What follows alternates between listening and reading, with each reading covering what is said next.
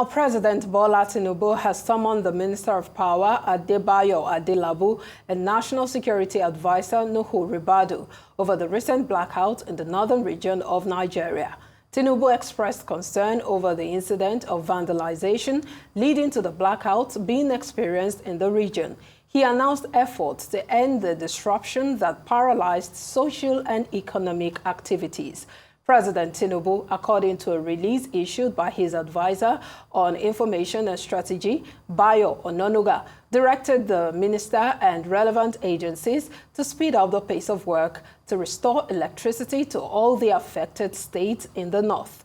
Now let's turn to a retired Commissioner of Police, Lawrence Alobi, to discuss the vandalism of public infrastructure, such as power infrastructure, that has plunged the north into total darkness, and how to curb the incident. Welcome to Newsday on Arise News. Good afternoon, and thank you for having me. Well, Mr. Lawrence, let's begin from the root cause of this issue of vandalism. What would you attribute this to? Would you attribute it to a lack of orientation on the part of the people, or a lack of proper, adequate security measures put in place by the government? Yeah, I think it's both from the moral point of view and from the security perspective. You see, these things are normally done by youth, and they are being encouraged by some criminal-minded men and women who are into business, who believe in carrying out very dirty business, how to enrich themselves by hook or by crook, through criminal attitude. First and foremost, as a family, the family has a duty. Parenting is not just to have bear a child. When you bear a child, you don't have no moral duty. Children are given to us in trust. And we have that duty before God to monitor, to counsel our children and guide them, to make them to grow up to be good children that will be useful to themselves and the society and the family, of course. But when we bear children, we don't give the moral values, inculcate moral values in them. And they don't see us, we parents, showing this moral character in our attitude, both in our public and private life. And they imbibe this negative attitude. And when they go and start misbehaving, we think we are the one who have it. When the family values have all been bastardized, no more moral values. And at the national level, but at all levels of society, our moral values have been bastardized. And this is the main cause of this problem. You see, in my religion, the Baha'i faith says that it is incumbent on every parent to counsel and guide his children. And woe betide a parent who failed to counsel and guide his children to the right path in life. And woe betide a child who failed to the counsel of his parent. As parents, we have duty to do that. But today, parents are all concerned about the rat race, how to acquire money and power, and think that is the ultimate for man. Money and power is not the ultimate for man. Even God does not, at the end of this mortal world, all the material things will be left here in this mortal earth. And you go back to account for our action. What God wants is our attitude, our clean heart, pure thought, good behavior. That's what God wants from us. But we think today in Nigeria, people are more concerned about my right. We're not more concerned about obligations. And our citizens also emphasize the issue of, like my colleagues in the civil society, also human rights. Human rights, yes, it has to be done.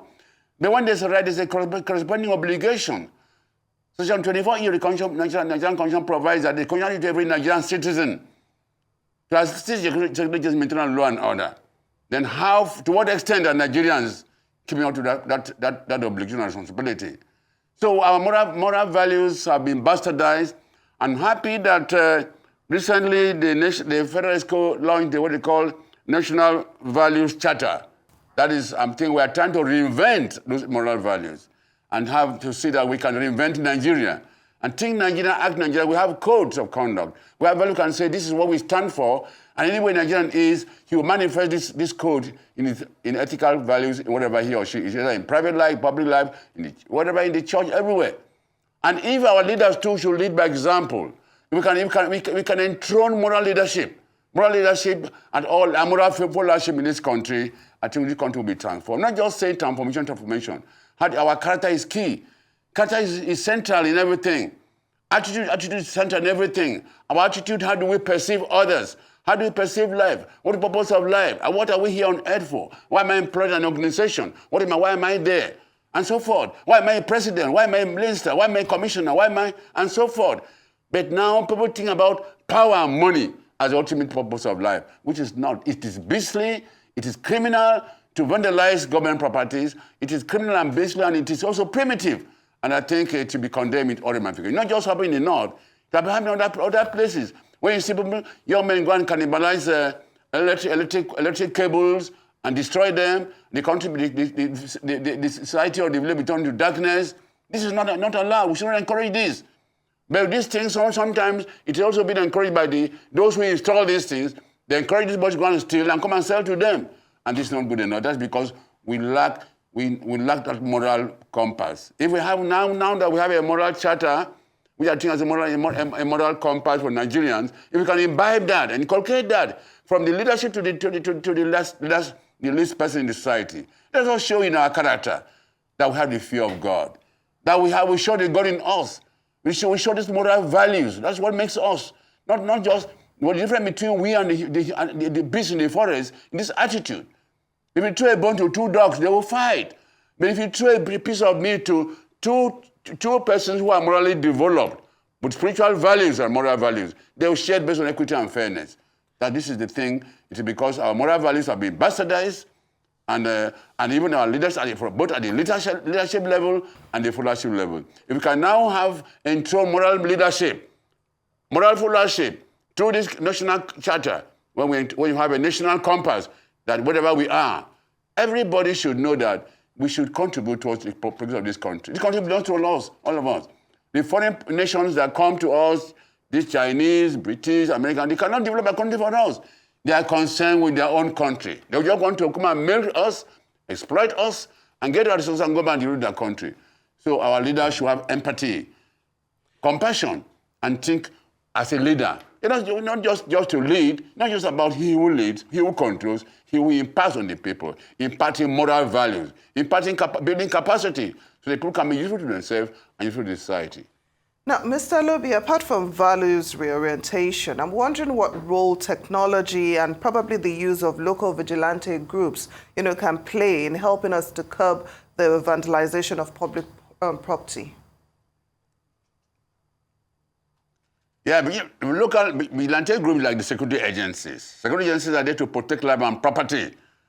Like the police, that's the primary function of the Nigerian police force. Even the civil, like the civil defense, the infrastructures, these are supposed to be also their primary functions. So vigilante, these are the non-state actors who are there to assist security agencies. They also need to, it is that attitude towards how do they perceive their work. How do they see their work? What are they? You see, life is all about service. Look at the life of a candle. The candle's light gives its life to give light to those around the vicinity where it is being lighted. How do we sacrifice our time, our resources, our pleasure to contribute to the progress of this country? How we do that? We're concerned with self. Self is a beastly attitude. It's a beastly attitude. You think about self, and that's what cannot grow. Now, even in an office, you go to an office, an officer wants to think about what is my interest. When he's going to a job, he's doing to what to do. It asks you what is his interest, what is uncut in this uncut. It's not supposed to be so. Service attracts bounties. When you serve, God rewards you for your service. But when you now begin to ask for you monetize their service, commercialize their service, it is not good enough. So vigilante and the security agency, they have a role to play in protecting life and property life, which is the Section 4 of the Police Act, even the Civil Defense Act, and so forth. Like the vigilante are just to supplement, complement the effort of the police and the security agencies. They also have a role to play. But the important thing is they cannot be everywhere. The vigilante and the police cannot be everywhere. The citizens themselves who are the prime beneficiary of these facilities, these infrastructures, have also on a duty in line with Section 24 of the Constitution. When we now orientate or inculcate this value in our children, in our youth, in everybody, and the government should also do one thing too. Those things that provoke, that instigate some of this, they should check about it. Poverty, unemployment. You cannot act on it because some of these things that instigate some of these criminal activities, criminal tendencies. The government should be alive to its own responsibility, and the citizens should also be alive to responsibility. Life is based on principle of reciprocity. When the government provides the necessary facilities, like providing roads, education, providing legislation, they should know that those have a duty. They are there to enjoy these facilities, but those have a duty to protect the facilities in line with Section 24 of the Constitution. So they are our facilities, they are our infrastructures, we owe the duty. So both the citizens and the government owe the duty to protect these infrastructures. Well, thank you so much for your contribution to Newsday today. You asked... Yes, we must leave the conversation there. Thank you so much. We are really pressed for time, Mr. Alobi, but we must appreciate you for lending your voice to this issue of vandalism of public infrastructure. We've been speaking with retired Commissioner of Police, Lawrence Alobi.